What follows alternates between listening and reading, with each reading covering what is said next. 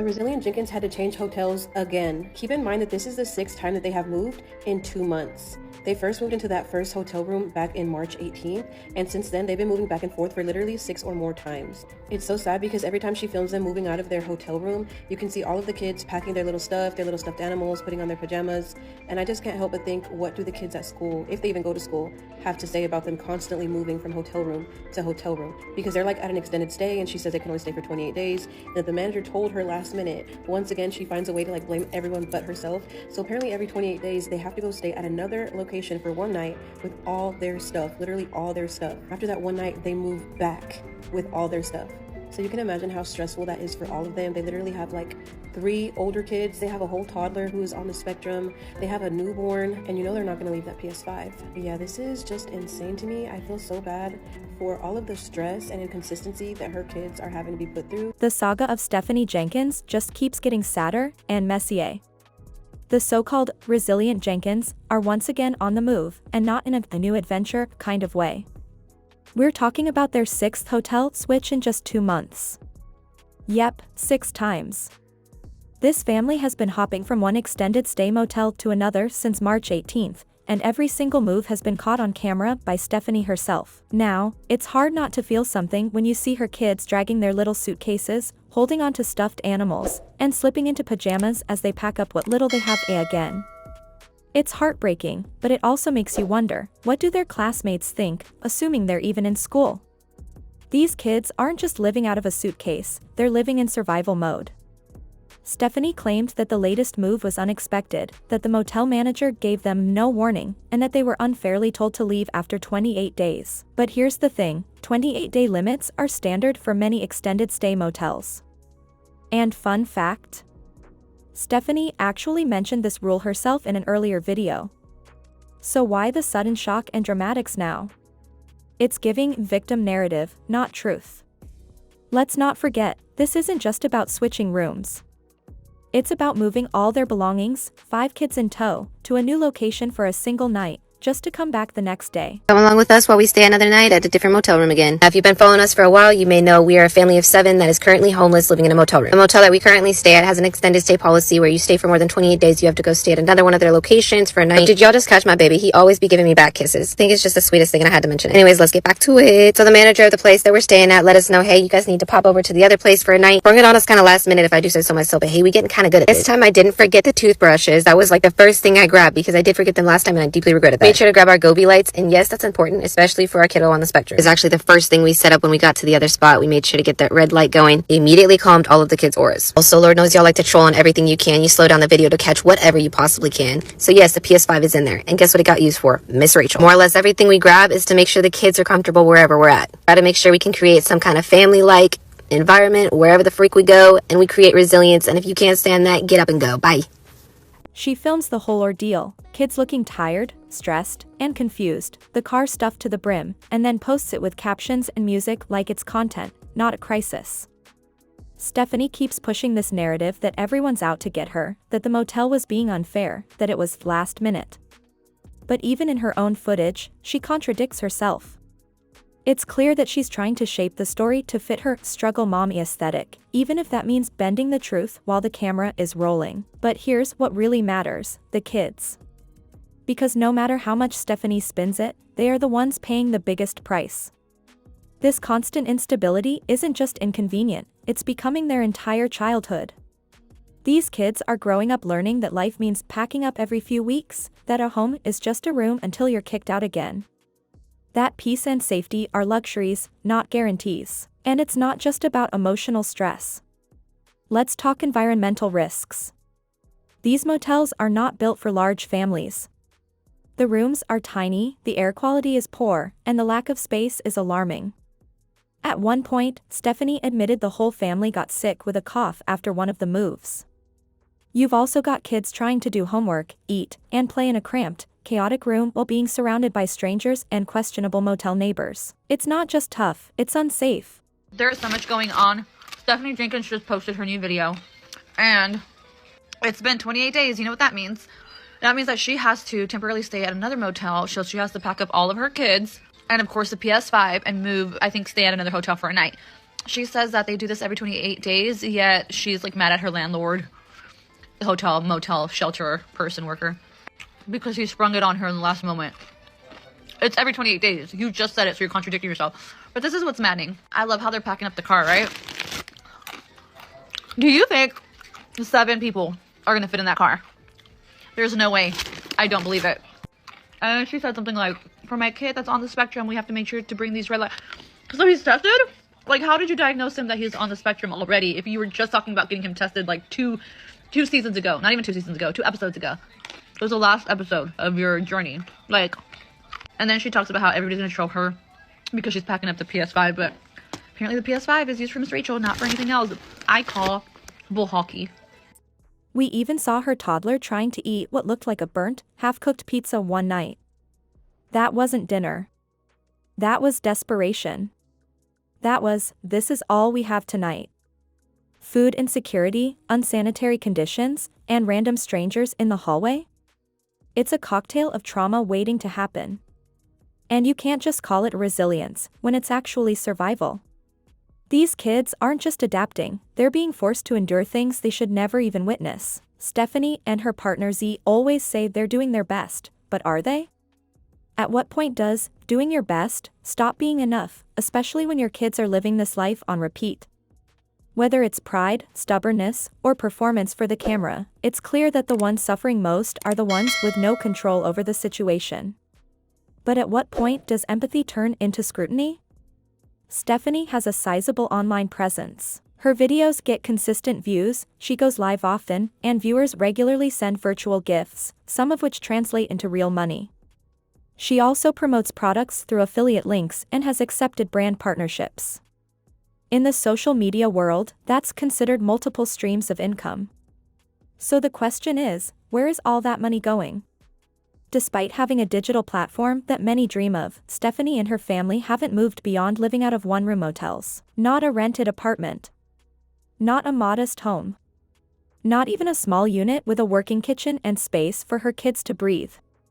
Instead, they're shuffled from place to place due to a motel rule that limits stays to 28 days. And each time, the chaos of moving is broadcast for the world to see. Now, Miss Staph Infection, you know that you're going to be sliding down those motel walls when they take your man into custody.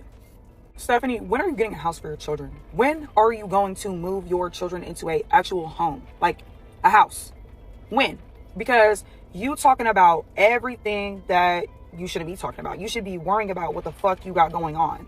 And can we talk about the whole interaction between Stephanie and her baby daughter? Like, I mean, she looked so disconnected from her mom. There was not a thought behind those little eyes. It was like as if her mom holding her was a foreign thing to her. Oh, and she has still not addressed the whole Google image thing about Atlas being outside by himself. So the cops know where they are, apparently, and they still ain't got no house. So the family's situation isn't just unstable, it's starting to look systemic, almost ritualized. Every time the deadline approaches, there's a new video, suitcases being dragged, children in pajamas, bags stuffed with essentials, and that same weary voice narrating the struggle. It's hard to ignore how frequently their challenges are turned into content. Clips edited and captioned to evoke sympathy, often paired with spiritual pleas for blessings and open doors. Recently, Stephanie posted a video of her toddler playing outside alone with no toys, adding a heartfelt caption, "Lord, I just want my baby to have a yard, clothes that express who he is, and a space to grow." It's moving, but it's also strategic. Stephanie, it's the begging. It's the dry begging. And then don't bring my God into your poverty situation. Don't you stop doing that. Because you're asking for handouts. Now, all of these is old videos and old dry begging. But I'm watching your current videos. Have you purchased anything new or gently used for the children on your own, with your own means, besides stuff that you get at the grocery store on the EBT? Or maybe the little birthday presents, I guess. But you know them kids need clothes and shoes and summertime's coming. You know those things. So quit trying to drop hints. So some supporters, if that's what they choose to do, purchase things for your kids, that's wonderful. But how long is that going to last? I feel sorry for the I feel sorry for you and your mindset. There is nothing wrong with working. You talking about taking 10 years off your life. I'm going through these videos and these pictures, and you have aged 10 plus years just on how you're living now. This type of emotionally charged storytelling draws in donations and support, but it's also beginning to raise questions. If stability is the goal, why does it feel like the struggle is being curated rather than solved? While Stephanie insists her critics don't know the full story, the reality is, her story is public. She's the one sharing it. And the visible choices don't reflect a plan toward progress. From riding 7 deep in a 5-seater car, with kids possibly sitting on laps or without car seats, to defending the presence of a PlayStation 5 during their housing crisis, some priorities just don't line up.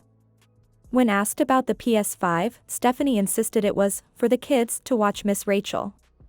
But with motel rooms barely big enough for a bed, much less an entertainment setup, it feels more like deflection than necessity. And it's not just the tight quarters or missed meals. It's the overall pattern. Instead of applying for stable jobs, building savings, or seeking more permanent housing resources, Stephanie appears to be relying heavily on the online audience to fund and validate the lifestyle.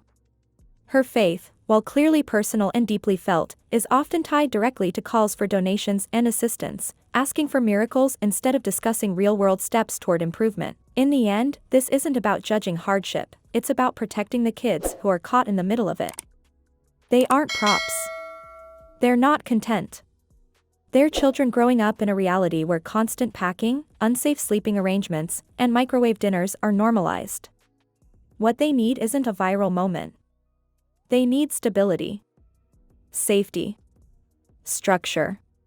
And love, real love, isn't just expressed through emotional captions or filtered videos, it's shown through action, effort, and sacrifice. Because no matter how many prayers are whispered or followers are gained, a better life doesn't just arrive, it's built.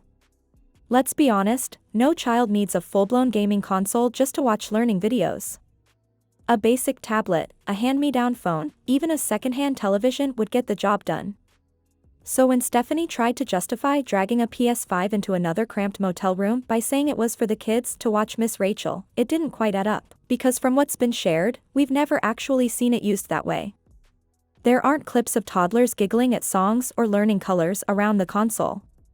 What we do see is Joe, headset on, fully immersed in gaming sessions, while his kids sit nearby folding up their makeshift bedding on a worn motel floor. Then there was the moment they brought in a red light, apparently to create a calming effect for the children. And while the intention might sound sweet on the surface, it's hard to pretend that a red hue glowing in the corner of a one-room motel somehow makes up for everything else these kids are missing: clean bedding, personal space, quiet, consistency. A light can't replace a home. And maybe if their surroundings weren't so constantly unpredictable, there'd be no need for artificial calm in the first place. Because the truth is, no matter how you spin it, there's a simpler path to stability, and that path is called employment. Waking up, working a shift, and coming home with a paycheck to provide the basics: food, shelter, security. That's less exhausting than constantly filming explanations, responding to criticism, and building narratives around hardship. But that grind doesn't bring in views.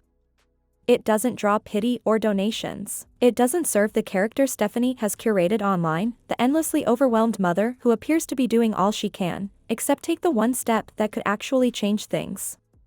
And so the content continues. Because chaos, in this case, seems to be the business model. Emotional fatigue is packaged as authenticity.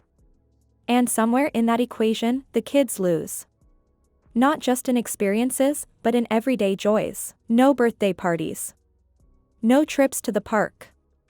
No normalcy. One of the children, for over a year, has reportedly begged just to go to a trampoline center, something thousands of parents do on an average weekend. Not because it's too expensive, but because it doesn't align with the theme of struggle that's being shared online. So instead, these kids play in parking lots, near dumpsters, next to discarded furniture. They get promises that are always postponed. Their fun is coming soon, but never now.